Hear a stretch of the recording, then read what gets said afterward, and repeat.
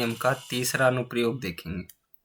तीसरा अनुप्रयोग क्या है कि समरूप आवेशित गोलीय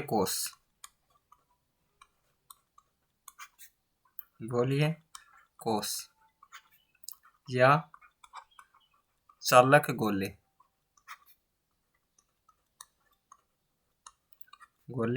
के कारण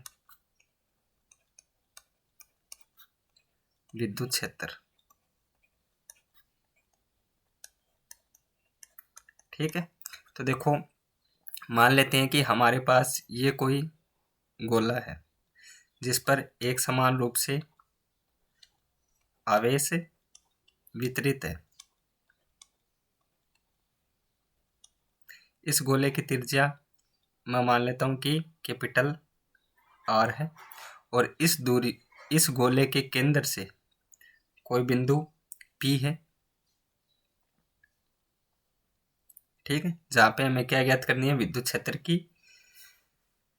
क्षेत्र ज्ञात करना है। तो मैं क्या करूंगा, एक गौसीय पृष्ठ की कल्पना कर लेता हूं इसके बाहर। ठीक है,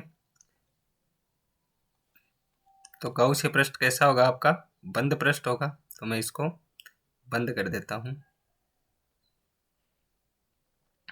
अब देखो इन दोनों के बीच की दूरी है R। ठीक है, तो इस बिंदु पर विद्युत क्षेत्र की दिशा ये होगी और DA की दिशा भी यही होगी। इसका मतलब थीटा बराबर कितना है, 0 डिग्री। ठीक है, तो मैं बात करता हूं आयतन आवेश घनत्व।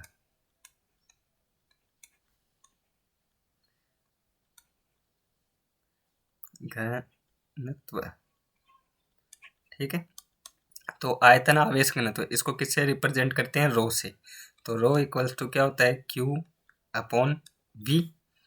तो यहाँ पे मैं क्या लिखूंगा, Q अपॉन जो गोले का आयतन है वो क्या होता है, 4/3 पाई R³ ठीक है, अब देखो मैं यहाँ पे कल्पना कर लेता हूँ कि पहली कल्पना है कि यदि बिंदु गोलीय आवेश के या गोलीय कोष के बाहर स्थित है। ठीक है, इसका क्या मतलब हुआ कि R ज्यादा है किससे, स्मॉल r ज्यादा है किससे, कैपिटल R से। तो देखो यहां से मैं लिख देता हूं कि जो अपने पास फाई होगा, डी फाई। ठीक है, तो डी फाई क्या होगा, E डॉट DA।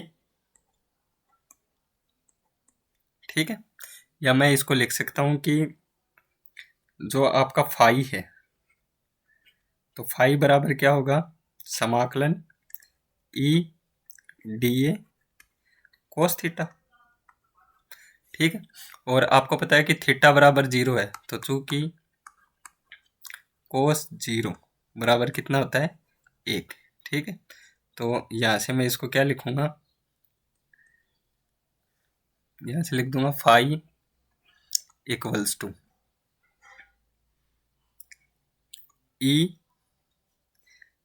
अचर है तो बाहर आ जाएगा, समाकलन डी ए, और कोस थीटा का समाकलन कितना हो गया, जो कोस अपने पास कितना है, 0 डिग्री, तो इसका समाकलन कितना हो गया, 0। तो देखो एक बात बताओ कि जो गोला है, तो गोले का जो क्षेत्रफल होता है A, तो वो कितना होता है, 4πr²।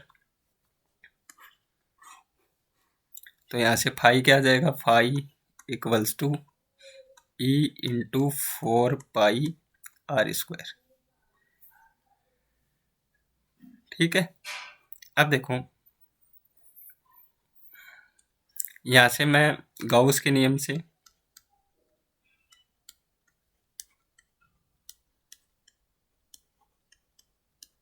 गाउस के नियम से जो अपने पास फाई होता है, तो फाई क्या होता है, क्यू अपॉन एप्सिलॉन नॉट। तो हम फाई को क्या कर देंगे, इसके बराबर रख देंगे। तो यहाँ से क्या हो जाएगा, देखो E into 4 pi R square बराबर क्यू अपॉन एप्सिलॉन नॉट। और हमें ई निकालना है, तो E equals to Q upon 4 pi epsilon naught R square. ठीक,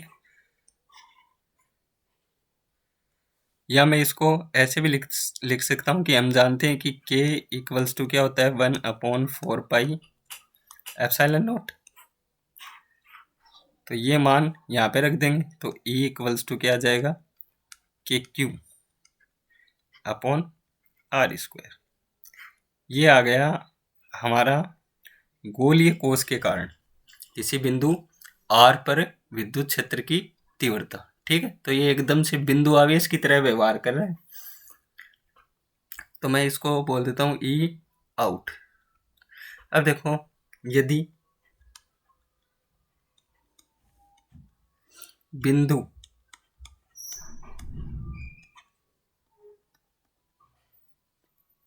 गोलीय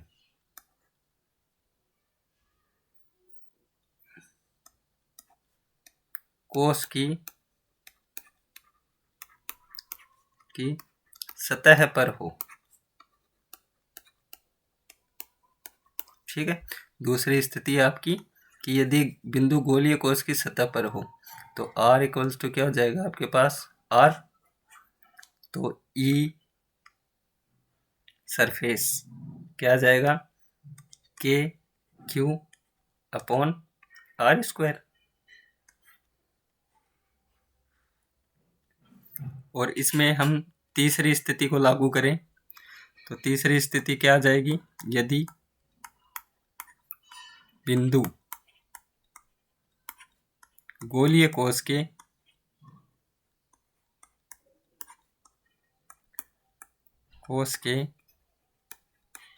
अंदर स्थित हो,